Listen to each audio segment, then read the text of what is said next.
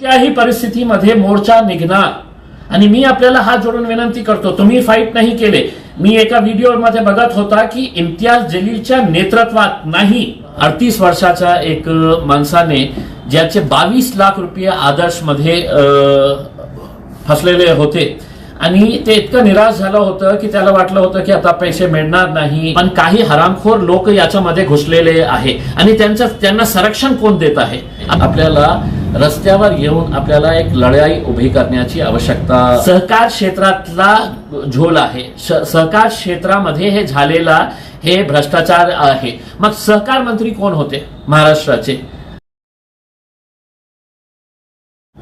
पुन्हा एकदा आपल्या क्षमा मागतो की कनेक्शन तुटलेलं होतं. ज्या प्रकारे मी आपल्याला सांगत होतो की हे अरेस्ट होऊन आपल्याला लवकर पैसे मिळतील का, ते एकच परिस्थितीमध्ये मिळतील जेव्हा हे इन्व्हेस्टर्स किती आहे आणि ते किती फाईट किती लढण्यासाठी तयार आहे याच्यावर हे सगळं निर्भर आहे. कारण आपल्यालाही माहीत आहे की पैशामध्ये खूप ताकद असते, सगळ्यांना ते मॅनेज करू शकतं, इतकं पैशाचा घोटाळा झालेला आहे. मग जे गोरगरिबांनी आपल्या आयुष्याचे जे पैसे होते, जीवनभर जे पैसे कमवले होते, ते पैसे टाकले होते, तर कशासाठी दबाव टाकत नाही मला नाही वाटतं. कारण मी बघितलेला होतो. तर ज्या प्रकारे गोरगरीब लोक तिथे बसत होते त्यांना बसण्यासाठी जागा नाही होती आणि त्यांचा दोष काय होता की त्यांनी आपल्या आयुष्याची जे कमाई होती ते पैसे त्यांनी त्या बँकामध्ये, त्या सोसायटीमध्ये, पतसंस्थामध्ये टाकले होते आणि त्यांना विचार करणारे कोणी नाही होते. मग प्रश्न हे उपस्थित होतो की आता आपल्याला काय करायचं आहे. आपल्याला रस्त्यावर येऊन आपल्याला एक लढाई उभी करण्याची आवश्यकता आहे. महाराष्ट्र राज्याच्या विधानसभेचा अधिवेशन सुरू होत आहे. हे एकटी माझी लढाई नाही आहे आणि हे समजू नका की मतलब हे फक्त एक आदर्श नागरी सहकारी पतसंस्था एकच पतसंस्था आहे की ज्याच्यामध्ये अशा कोट्यवधी रुपयांचा भ्रष्टाचार झालेला आहे. आपल्याला माहीतच असेल की मागच्या आठवड्यामध्ये मलकापूर अर्बन कोऑपरेटिव्ह बँक जे आहे ज्याच्यामध्ये मला असं वाटतं की लाखोंच्या संख्येने त्यांचे ग्राहक असतील, त्याच्यावर ही आरबीआयने निर्बंध आणलेला आहे. कारण आरबीआयने स्पष्टपणे सांगितलेलं आहे की ज्या प्रकारे मलकापूरने जे पैसे वाटप केलेले आहे ते पैसे तुम्हाला मिळणार नाही, म्हणून आम्ही निर्बंध टाकत आहे. आणि निर्बंध टाकल्यानंतर काय होतो की तुमचे 25 लाख असू द्या, 50 लाख असू द्या, 1 कोटी रुपया असू द्या, फक्त आरबीआयच्या नियमाप्रमाणे तुम्हाला ॲज इन्शुरन्स म्हणून 5 लाख रुपये मिळतील इनिशियली. मग त्याच्यानंतर एक खूप लांब एक प्रक्रिया आहे. मी जेव्हा आदर्शला गेलो होतो 2 दिवसापूर्वी, त्याच्यानंतर मी जिल्हाधिकारी अस्तिकुमार पांडे साहेबांकडे गेलो होतो आणि त्याने सांगितलं मी की आपण DDRला, आपण पोलीस कमिशनरला उद्या भेटणार आहे, आपली मागणी करणार आहे. त्याच्यासाठी आपल्याला एक चांगला वकील आपल्याला उभे करायचं आहे. मी दुर्दैवाने हे सांगतो की हे जे आपल्या पैशासाठी जे लढत आहे, जे इतका त्रास सहन करत आहे, त्याच्यापैकी एक 38 वर्षाच्या एक माणसाने ज्याचे 22 लाख रुपये आदर्शमध्ये फसलेले होते आणि ते इतकं निराश झालं होतं की त्याला वाटलं होतं की आता पैसे मिळणार नाही, घराची परिस्थिती अशी झाली होती, मग भविष्य आपलं काय असणार आहे. तो म्हणजे करमाड जवळ जे लाळगाव आहे तिथे राहणारे आहे रामेश्वर नारायण इथर या नावाच्या माणसाने त्याचे 22 लाख रुपये त्या आदर्शमध्ये फसले होते. आता जेव्हा आदर्शचे चेअरमॅन मानकापे यांना अरेस्ट करण्यात आली होती, अंबादास मानकापे, आणि त्यांना कोर्टामध्ये जेव्हा हजर करण्यात आले तर त्यांनी एक खूप चांगला उत्तर दिला कोर्टामध्ये की मला काही माहित नाही, मेरे को कुछ याद नहीं आ रहा है करके उसमें. म्हणजे त्यांना हे कळतं की आता आपला हे सगळं बाहेर आलेलं आहे, मग आपल्याला कुठे छुपायचं आहे, लपवायचं आहे, आपल्याला स्वतःला कुठे हाईड करायचं आहे हे आपलं सगळं समजतो. आणि कोर्टामध्ये ते सांगतो की मी आता म्हातारा झालेला आहे, मुझे कुछ याद नहीं. आता तुम्हाला याद नाही, पण आम्ही पोलिसांना, प्रशासनाला हे विनंती करणार आहे की कोणी हे समजत असेल. आणि दुसरं म्हणजे एक गोष्ट मला हे सांगायची आहे की हे जे घोटाळा झालेला आहे हे कोणत्या शहरामध्ये झालेला आहे हे खूप महत्वाचं आहे. या शहरामध्ये आज इतके मोठे मोठे पुढारी झालेले आहेत, 2 केंद्रीय मंत्री आहेत. याच्यामध्ये मला राजनीती आणायची नाही आहे, पण हे बोलणंही तितकंच महत्वाचं आहे. देशातले सगळे बँक्स जे आहे ते कुणाच्या हातात होते आहे, ते डॉक्टर भागवत कराड, भारतीय जनता पार्टीचे केंद्रातले मंत्री. आणि अनेक भाषणामध्ये तुम्ही ऐकलं असेल की देश के पूरे बँक्स मेरे हात में है करके. मग हे घोटाळा झाला तर कराड साहेब आपल्याला वेळ नाही होती की हे लोकांना भेटायचं, त्यांची काय अडचण आहे, त्यांना पैसे कशा मिळतील. दुसरं म्हणजे हे सहकार क्षेत्रातला झोल आहे. सहकार क्षेत्रामध्ये हे झालेला हे भ्रष्टाचार आहे. मग सहकार मंत्री कोण होते महाराष्ट्राचे? तेही भारतीय जनता पार्टीचे अतुल सावे होते. आता ते म्हणतं की नाही, आता माझ्याकडे सहकार नाही आहे, मला हाऊसिंगच्या मंत्री पद मिळालं. ते परवा मिळालेलं आहे. हे घोटाळा कधी झाला, कधी बाहेर आला, आपल्याला वेळ पडली नाही का? मग पालकमंत्री फक्त तुम्ही पार्टीचे आहे की माझ्या जिल्ह्यातले पालकमंत्री आहे? मग जिल्ह्याचे पालकमंत्री असूनही तुम्हाला वेळ नाही आहे. तुम्ही आपली बर्थडे सेलिब्रेट करत होते. आज डॉक्टर कराड साहेब आपली हॅपी बर्थडे सेलिब्रेट करत आहे. तुम्हाला वेळ नाही आहे हे लोकांना भेटण्यासाठी? तुम्हाला वेळ नाही आहे की त्यांची काय अडचण आहे, काय घरची परिस्थिती आहे? कमीत कमी त्यांना आश्वासन तर द्या, आम्ही तर लढणारच आहे.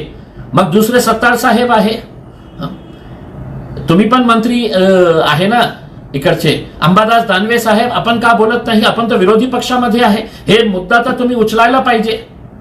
तुम्ही विरोधी पक्षातले सगळ्यात महत्वाचे नेते आहे. तुम्ही याच्या बाबतीत का बोलत नाही?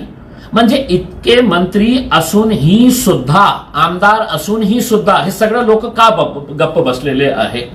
का इतक्या दिवसापासून पोलिसांना मानकापे मिळत नाही होता, डायरेक्टर्स मिळत नाही होते, आता कशा मिळू लागले तुम्हाला? आता आम्ही मोर्चा जेव्हा काढणार आहे, कोणत्याही परिस्थितीमध्ये मोर्चा निघणार. आणि मी आपल्याला हात जोडून विनंती करतो, तुम्ही फाईट नाही केले. मी एका व्हिडिओमध्ये बघत होता की इम्तियाज जलीलच्या नेतृत्वात नाही, मी हे मान्य करणार नाही. तुमच्या नेतृत्वात त्रास तुम्हाला झालेला आहे. तुमच्या नेतृत्वात मी इम्तियाज जलील तुमच्या सोबत राहणार आहे, माझ्या नेतृत्वात नाही. माझं हे नेतृत्व करायचं नाही आहे. मला जेव्हा मी ते 85 इयर्सची जे महिलाला बघितलं, एक वयोवृद्ध महिलेला, त्याच्या आयुष्यभरचे पैसे जे आहे ते हे सगळे लोकांनी खाऊन टाकलेले आहे. ती कुठे जाणार? कोण मदत करणार तिचा? म्हणजे ते बिल्डिंग, जे प्रॉपर्टीज आहे कुठे आहे? आणि आपल्याला अजून एक गोष्ट सांगतो, हे जे मानकापे आहे ज्यांना अरेस्ट करण्यात आलेली आहे ते ऑलरेडी एक फायनान्शियल फ्रॉड मध्ये, एका वेगळ्या बँकेच्या फ्रॉड मध्ये त्यांची सगळी प्रॉपर्टी जी आहे ऑलरेडी सील करण्यात आलेली आहे. आम्हाला हे सांगण्यात आलेलं आहे. आता याचं स्पष्टीकरण पोलिसांनी आम्हाला द्यावं की जे पुण्यामध्ये FIR रजिस्टर्ड आहे आणि हे माणूस बेलवर आहे, बेलवर बाहेर आलेला आहे हे माणूस, आणि बाहेर आल्यानंतरही म्हणजे हे असा प्रकार करत आहे. दुर्दैव हे वाटतं की हे फक्त 1-2 केसेसच्या बाबतीत नाही बोलत की आदर्शमध्ये असं झालेलं आहे, मलकापूर बँक मध्ये असं झालेलं आहे. आपला एका काळात सहकार क्षेत्र खूप मजबूत होता, पण काही हरामखोर लोक याच्यामध्ये घुसलेले आहे आणि त्यांना संरक्षण कोण देत आहे? आता मी स्पष्टपणे सांगतो, अमरावतीमध्ये एक मोठा 1000 कोटी रुपयेपेक्षा जास्त घोटाळा झालेला आहे.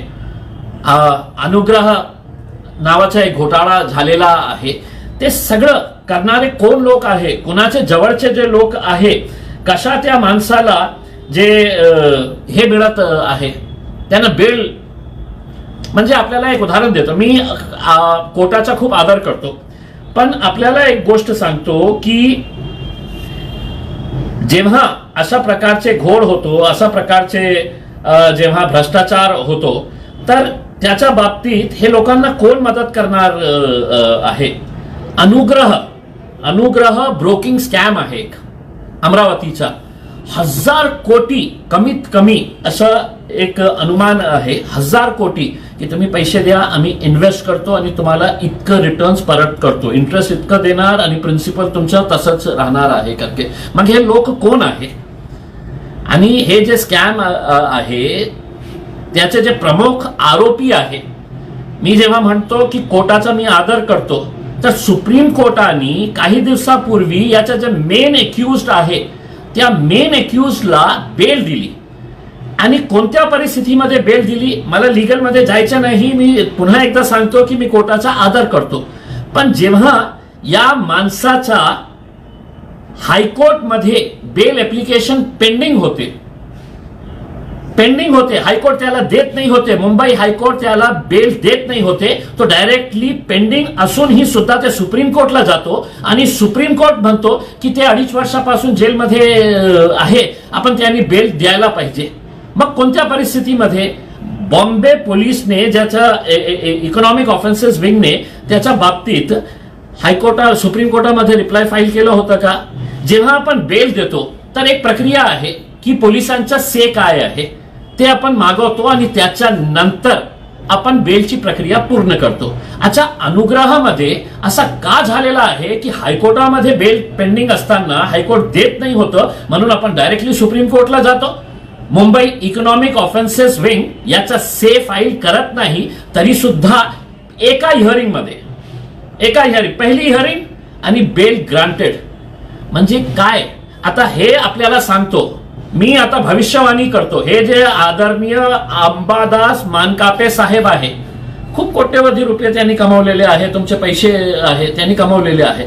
आता काही दिवसानंतर तुम्हाला ते जेलमध्ये मिळणार नाही, कोणत्या एका चांगल्या हॉस्पिटलमध्ये, कारण त्यांचं बीपी वाढलेला असेल, कारण त्यांना हायपरटेन्शन झालेला असेल, मग जेलात कसे राहायचे, मग एका हॉस्पिटलमध्ये त्यांना शिफ्ट करण्यात येईल, अनेक दिवस ते हॉस्पिटलमध्ये राहतील. आता मी आपल्याला हात जोडून विनंती करतो की ही जी लढाई आहे ती गोरगरिबांची आहे, सामान्य लोकांची आहे, कष्टकऱ्यांची आहे. जे शेतकरी आहे त्यांनी आपलं शेत विकून पैसे ठेवले होतो त्यांच्या मुलांच्या शिक्षणासाठी किंवा कोणत्याही कारणासाठी, ते पैसे मिळवण्याची जबाबदारी हे एकटी त्यांची नाही आहे. आपण हे जे स्कॅम आहे आदर्श ज्याचं नाव ही खूप चांगलं ठेवलेले आहे, मी अभिनंदन करतो मानकापे साहेबांना, किती आदर्श आपण दाखवून दिलेलं आहे याच्या बाबतीत. तर सामान्य लोकांनीही या मोर्चामध्ये सामील व्हा. जे राजनैतिक लोक आहे वेगवेगळ्या पार्टीचे, मी सगळ्यांना हात जोडून विनंती करतो, या आपण एक लढा उभे करू की आपण एक एक्झाम्पल सेट करू की दुसऱ्या कोणत्याही शहरामध्ये अशा प्रकारच्या सहकार बँक असू द्या किंवा पतसंस्था असू द्या, तिथे काही भ्रष्टाचार झाला तर लोकांनी उदाहरण द्यायला पाहिजे की बघा औरंगाबादच्या आदर्शमध्ये लोकांनी कैसे आपले पैसे परत घेतलेले आहे. तर हे सगळ्यांची लढाई आहे. मी आपल्याला हात जोडून विनंती करतो की उद्या सकाळी 11 वाजता आपण क्रांती चौक मध्ये इकट्ठा होऊ आणि तिथून आपण पोलीस कमिशनर ऑफिस पर्यंत जाऊ, कारण हे लढाई जे आहे आपल्याला खूप पुढे न्यायची आहे. माझ्यावर खूप स्पष्टपणे बोलतो की माझ्यावर खूप प्रेशर येत आहे की साहेब आता 3 डायरेक्टर अरेस्ट झालेले आहे, चेअरमॅन अरेस्ट झालेला आहे, आता आपण मोर्चा काढू नये. काही ते पतसंस्थेच्या लोकांनी मला हे सांगितलेले आहे, आपले काही जवळचे लोक असतील की त्यांचे पैसे अडकलेले आहे तर आम्ही त्यांचं सेटलमेंट करून देतो. मी स्पष्टपणे त्यांना सांगतो, जोपर्यंत एक माणसाचा पैसा परत मिळत नाही हे आंदोलन पुढे आम्ही घेऊन जाणार. कोणत्याही परिस्थितीमध्ये याच्यामध्ये माघार घेणार नाही. आणि लोकांकडून मी अपेक्षा हे करतो की जगणं खूप कठीण आहे, मरणं खूप सोपं आहे. मला खूप वाईट वाटलं जेव्हा एका 38 वर्षाच्या या करमाळच्या माणसांनी आत्महत्या केली. आपण एकत्र येऊ, आपण लढा उभा करू आणि नक्की आपण सगळे एकत्र आले तर आपण पैसे कशा काढता येईल हे सगळं आपण एक ताकदीने लढा उभारून आपण हे सगळं करू. म्हणून मी आपल्याला विनंती करतो की उद्या सकाळी 11 वाजता, पाऊस असू द्या, कितीही मोठी बारिश आली तरीही मी तुमच्यासोबत या मोर्चामध्ये सामील होणार आहे. नाहीतर हे म्हणतील की नाही आता हे झालेलं आहे, बहुतेक रात्री कोणी मेसेज पाठवेल की नाही अरेस्ट झालेला आहे म्हणून मोर्चा कॅन्सल. मोर्चा निघणार म्हणजे निघणार. पाऊस येऊ द्या, कितीही मोठे आंधी तुफान येऊ द्या, आम्ही 11 वाजता क्रांती चौकला भेटू. धन्यवाद.